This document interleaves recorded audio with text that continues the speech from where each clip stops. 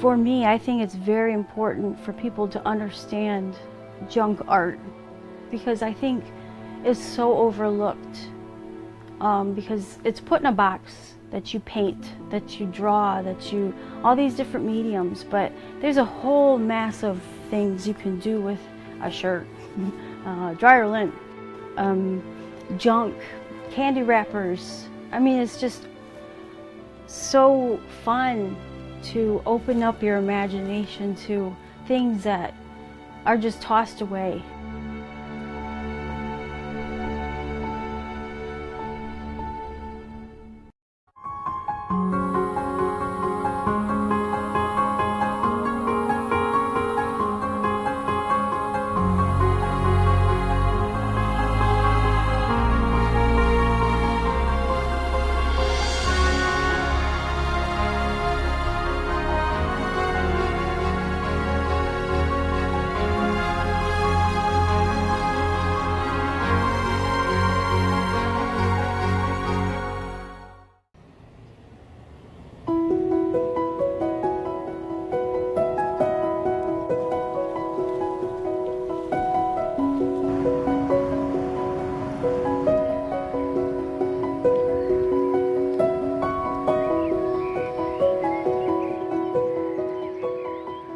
My name is Dani Herrera. I'm from Ohio, in the United States, and the materials that I use in my artwork is junk.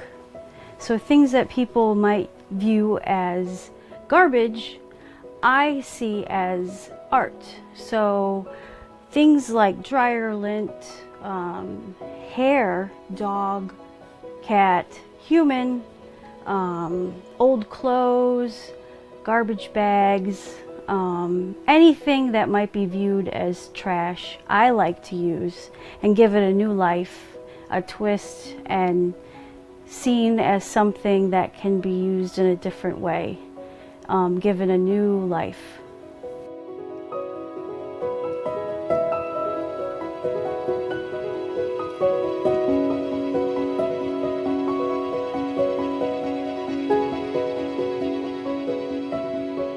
It all started when I was about 7 or 8. My father was on a boat and he died. So that just kind of made a big impact in my life with losing somebody. And later down the road, I was with my mother upstairs at our house and cleaning out the attics and stuff, and I found a lot of his old clothes and pictures, obituary, and his army uniform. And I was thinking, like, yeah, this stuff is saved in a room where we don't see, but you know, we have memories of him. How can I use that in a way to bring back memories? So I asked her if I could use that and cut it up. And at first she was like, oh my goodness, I don't know. But then she's like, well, it's actually yours, so do what you want. And my sister's birthday was coming up, so I was thinking of doing something special for her. So I actually used that, cut that all up, and made a portrait of my father for her with his obituary in it and a lot of his clothing and everything in it. So that was a gift to her, and she still has it. And that was actually my first piece that I ever did out of odds and ends and things like that. So that kind of got the ball rolling into doing memorial art and fabric, junk, just different medium artwork.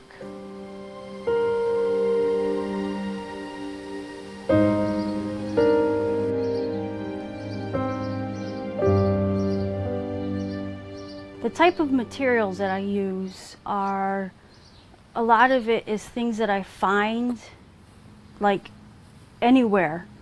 I could be walking somewhere and I see a feather or a candy wrapper or a leaf, something that is just laying there that kind of inspires me, or maybe something that just is there and it shouldn't be and it needs to go in the garbage, or something that someone else has seen and they thought it kind of might fit into what I'm doing, and they save it for me. Sometimes people have a pile of clothes that they don't want anymore, and they just think that, okay, she could use it. Or old books that are kind of damaged and they don't want to throw it away. I like things that just are garbage and seen as something that people think is useless, and I like to give it a new life.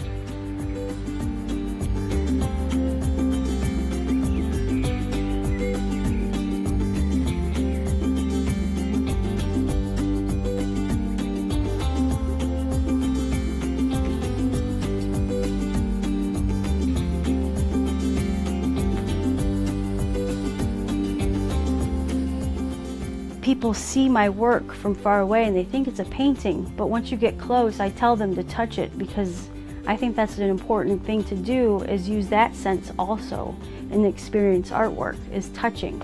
So to me, using other materials to where you can experience that way of loving art is with fabrics and dryer lint and foil and hair. I think that's exciting to awaken that sense. So anything that can be seen as garbage, I like to use.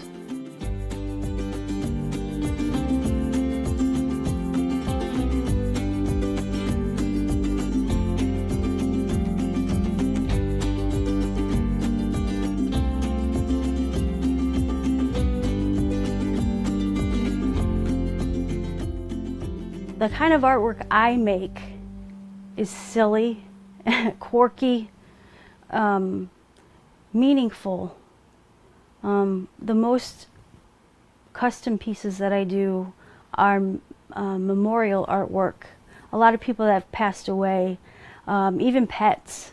The people save like pet toys, their leashes, their collars, even some of their hair, the pet hair. Also with humans, they'll save their clothing, some of the messages they'll write down, notes, love letters, anything that reminds them of those people, and they'll give it to me so I can use that to create a portrait of the person or the pet or anything. Even like if they go on a trip and they take a snapshot of something that they've seen or been to, and I recreate that for them with those items so they can have it out in the open instead of in a book or in a closet put away. So I actually put that into an art piece so they can hang on the wall.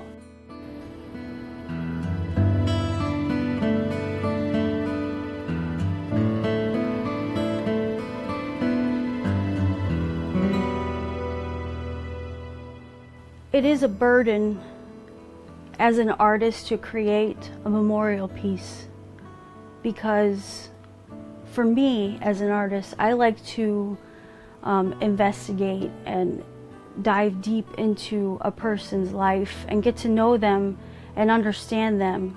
And a lot of the times when the person does give me clothing, I actually smell them, so I can kind of get an essence of who they are. And I meet with the family so I can talk about them and understand their likes and who they were as a person. So everything I do, I want to make sure it's up to standard and done right.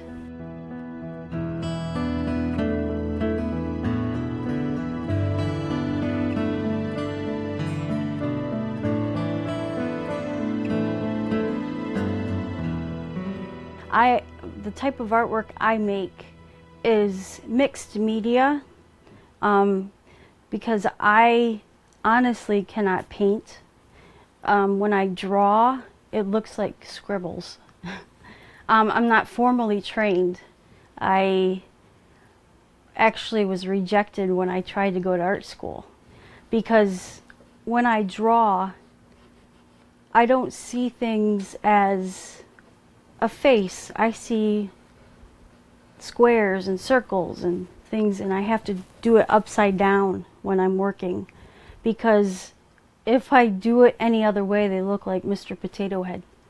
So I have to work with the picture upside down, so I focus more on shapes and shadows and things that way. And I know there's other artists that do it that way also, but for me, the way that I work, it may be unusual because I also teach a class and how I work and everything, and I have to simplify the piece as more as a line drawing when I'm finished with it, because it's just a mess. It's scribbles.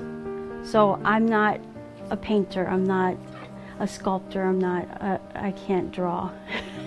But it makes sense in my head as I'm ready to go, because I can see where each piece is gonna lay.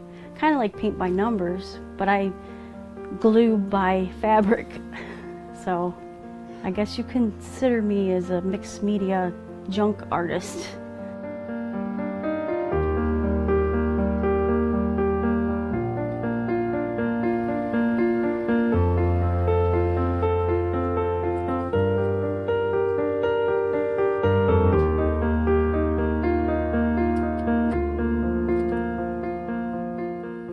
My process in completing each piece comes from, if it's a personal piece of mine that I do, a lot of the times something will pop in my head, sometimes even a dream or something. I'll sketch it out, like a rough sketch, squiggles, anything. And then I will pick out the fabrics I want to use and piece it all together. So what I do is make specific piles to make it look what I want it to be like. So I know 1, 2, 3, 4, 5 piles. And then I start cutting the pieces of what I need it to be. And then I use a hot glue gun to glue all my stuff together. So as I sit there, I have to watch what I'm doing and make sure I'm not burning myself, because it's kind of tricky with a hot glue gun.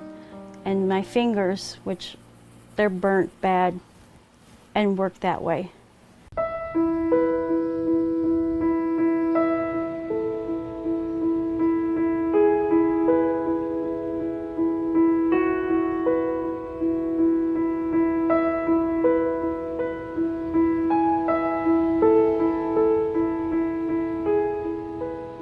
What I would like people to take away from my art is knowing that every little thing can be seen as valuable. Nothing isn't seen, everything is seen as valuable. And pieces that may be seen just as thrown away, tossed away, and just unusable, I want people to know that it can be used in some form or matter, that even if you might not see something as usable, someone else will. And I know that it may seem silly or weird, but even a candy wrapper can be seen as art in a weird way. And just to realize that life shouldn't be taken so seriously.